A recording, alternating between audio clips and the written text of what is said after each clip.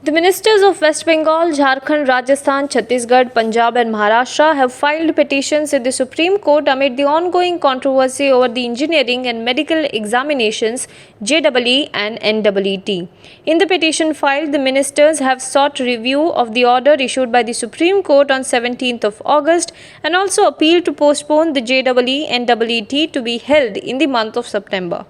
The government and the opposition have also locked horns over the examination of JEE Mains and NEET. The chief ministers of 6 states under the leadership of Congress President Sonia Gandhi demanded to postpone the examinations. West Bengal Chief Minister Mamata Banerjee and Punjab Chief Minister Captain Amrinder Singh said that all the states should move to Supreme Court.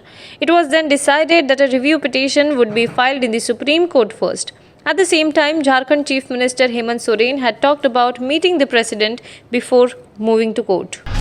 The Supreme Court gave its verdict on Friday on the petitions filed against the UGC decision on final year examinations of the universities and colleges. The court, however, upheld the UGC's July 6 guidelines. The court said that states have the right to cancel the examination, but students will not be promoted without taking the examination.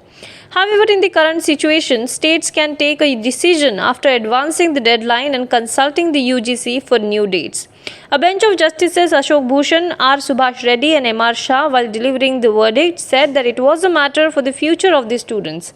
It is also necessary to maintain the standard of higher education in the country.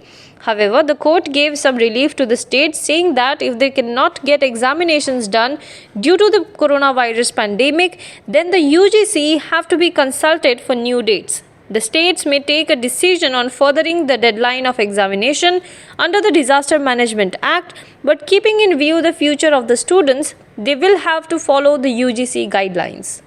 Lok Sabha Speaker Om Birla on Friday held a detailed review of the preparations of the upcoming monsoon session of Parliament, which was attended by All India Institute of Medical Sciences Director Dr. Randeep Guleria, Health Ministry Joint Secretary Love Agrawal, ICMR's Dr. Balram Bhargava, and representatives of Delhi government and DRDO officials. Birla said that all the MPs will have to test for the coronavirus infection 72 hours before the session, along with their staff and family members.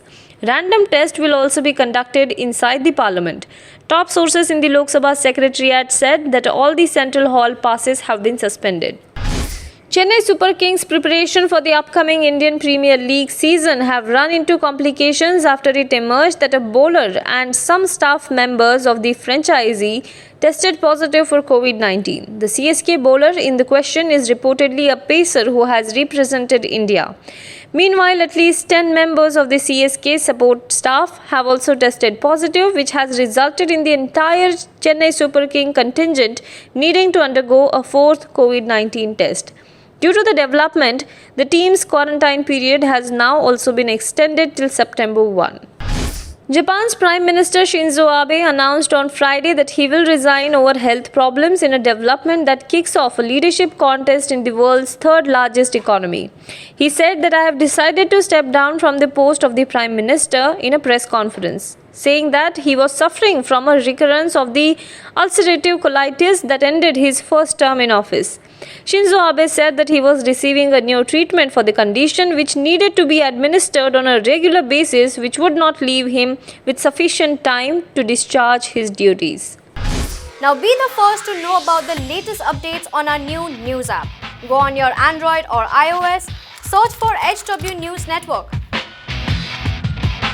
Download our app, choose the language you prefer to get updates in, and be up to date with the latest news.